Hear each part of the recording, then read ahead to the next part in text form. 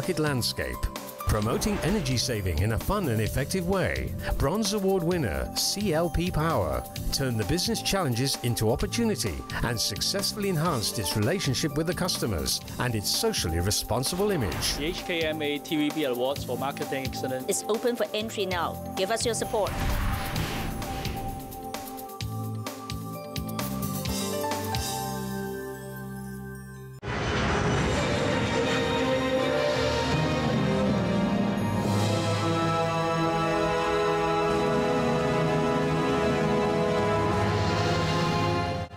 The time now is 7:45. The time check was brought to you by Seiko.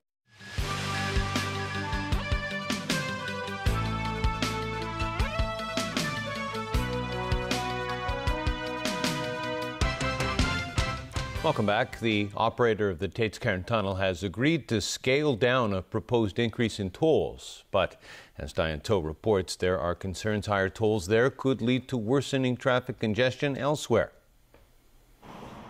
Tates-Cairn Tunnel was seeking an average toll hike of 15%.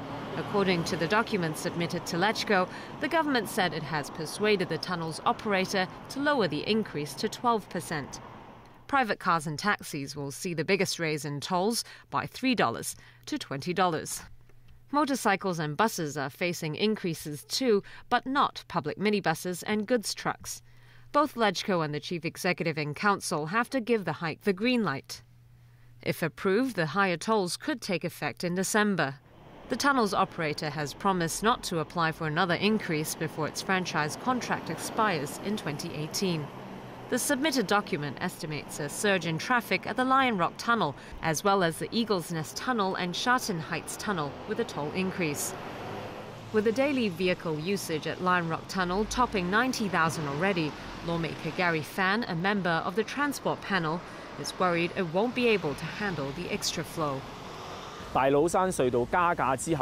He said some 700 private cars and taxis are expected to switch to Lion Rock Tunnel, adding that it would make traffic jams there unbearable during the peak hours. Diane To, TVB News. A kindergarten principal and a parent have been acquitted of bribery. As Owen Fung reports, the case highlights the controversy over gift offering and gift taking at schools. The first defendant, Lee Ling Sao, is the principal of Victoria Harbour Green Kindergarten in Tai Kok Tsui. She was earlier accused of accepting designer clothes worth $6,000 from a parent, the second defendant in the case. In exchange, her kid was said to have been given special treatment in school. Lee was charged with accepting advantages and inciting others to accept an advantage, while the parent faced 4 counts of offering an advantage. In sentencing today, Kowloon City Magistrate Chu Chung Keung said the testimonies given by the 2 defendants were contradictory. The first defendant initially said the second defendant gave her the gifts as a friend, but then later said it was an act of gratitude for her kid's education. However, Chu pointed out that the school's policy gives the principal discretion to accept or reject gifts based on professional judgment. The magistrate decided that there was insufficient evidence to suggest that bribery was involved. The duo were cleared of all charges. Current regulations stipulate that teaching staff cannot accept more than 200 Hong Kong dollars in cash or $500 worth of food and beverages without the approval of the school board. Sometimes, teachers will be being trapped because due to the subject knowledge of bribery, of what is corruption. So they should take more alert to read the corruption rules, to anti-corruption rules, to prevent from being trapped.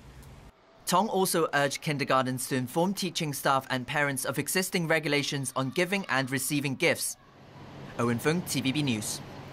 In Taiwan, authorities have halted all construction work at a Taichung railway site until they complete an investigation into an industrial accident that claimed 4 lives.